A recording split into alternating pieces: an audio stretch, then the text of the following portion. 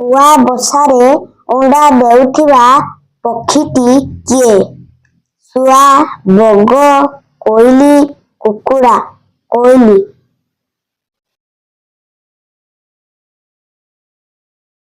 ପକ୍ଷୀ ପରି ଦେଖାଯାଉଥିବା କେଉଁ ପ୍ରାଣୀ ସ୍ତନ୍ୟପାୟୀ ଅଟେ? ହଂସ, ପାରା, କାଉ, ବାଦୁଡ଼ି। ବାଦୁଡ଼ି। କେଉଁ ପଶୁର ଶିଙ୍ଗ ଗଛର ପ୍ରଶାଖା ଭଳି? ଗାଈ, ହରିଣ, ବାଘ, ମାଙ୍କଡ଼। ହରିଣ। କାଠ କାମ କରୁଥିବା ବ୍ୟକ୍ତିଙ୍କୁ କ'ଣ କୁହାଯାଏ? ବଢ଼େଇ, କମାର, କେଉଟ, କୃଷକ। ବଢ଼େଇ। ମାଟି ହାଣ୍ଡି ମାଠିଆ କିଏ ଗଢ଼େ? କେଉଟ, କମାର, କୁମ୍ଭାର, ମୋଚି। କୁମ୍ଭାର। ଯିଏ ଲୁହା କାମ କରନ୍ତି ତାଙ୍କୁ କ'ଣ କୁହାଯାଏ? କୃଷକ, ଦରଜି, କେଉଟ, କମାର। କମାର।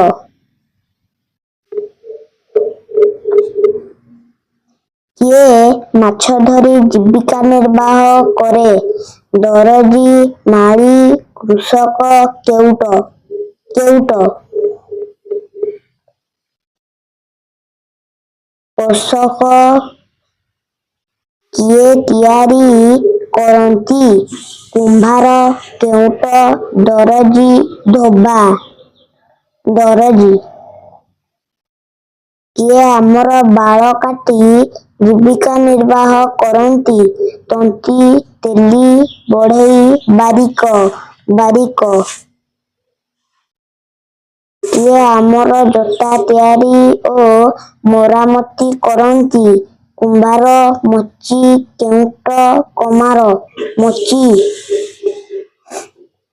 କିଏ କଂସା ବାସନ ତିଆରି କରନ୍ତି ତାଙ୍କୁ କ'ଣ କୁହାଯାଏ? କଂସାରି, ବ୍ରାହ୍ମଣ, ମାଳି, ବଢ଼େଇ। କଂସାରି।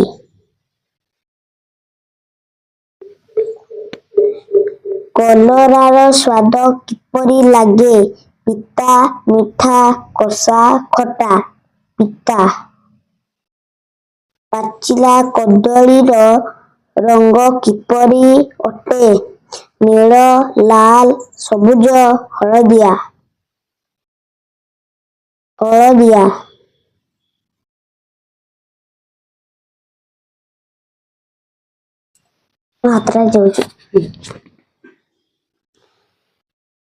ସାଧବ ବୋହୂର ରଙ୍ଗ କିପରି ଅଟେ? ନୀଳ, ଲାଲ, ସବୁଜ, ଧଳା। ଲାଲ। ଅଁଳା କୋଳିର ସ୍ୱାଦ କିପରି? କଷା, ପିତା, ମିଠା, ଖଟା। କଷା।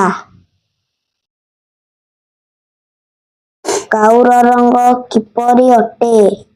ଧଳା, ସବୁଜ, କଳା, ଲାଲ। କଳା।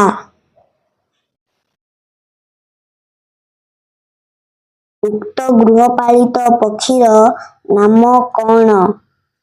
ପାରା, କୁକୁଡ଼ା, ଶୁଆ, ହଂସ। କୁକୁଡ଼ା। ଉକ୍ତ ଫଟୋଚିତ୍ର କେଉଁ ମହାପୁରୁଷଙ୍କର ଅଟେ?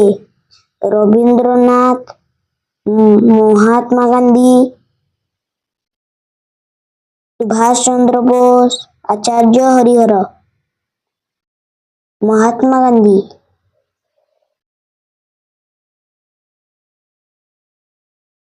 ଧାନ ବୁଣିବା କାମ କାହାର ଅଟେ? କୁମ୍ଭାର, ବଢ଼େଇ, କେଉଟ, ଚାଷୀ। ଚାଷୀ। ଖ ବିଭାଗ ପ୍ରତ୍ୟେକ ପ୍ରଶ୍ନର ମୂଲ୍ୟ ସମାନ ରହିବ। ତୁମର ଦେହ ଅସୁସ୍ଥ ହେଲେ ତୁମେ କେଉଁଠାକୁ ଯିବ? ଡାକଘର, ଡାକ୍ତରଖାନା, ତହସିଲ ଅଫିସ, ବ୍ୟାଙ୍କ, ଡାକ୍ତରଖାନା। ପରବର୍ତ୍ତୀ ସଂଖ୍ୟାଟି କ'ଣ? 1 3 4 5 7।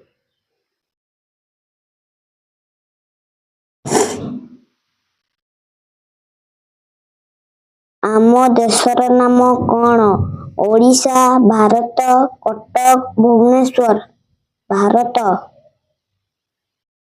ଭୁବନେଶ୍ୱର କେଉଁ ରାଜ୍ୟର ରାଜଧାନୀ ଅଟେ? ଓଡ଼ିଶା, ପୁରୀ, ଭାରତ, କଟକ। ଓଡ଼ିଶା। ପୋଲିସ ଚୋରକୁ ଧରିଆଣି କେଉଁଠି ରଖେ? ଡାକ୍ତରଖାନା, ପୋଷ୍ଟ ଅଫିସ, ଥାନା, ଘର। ଥାନା।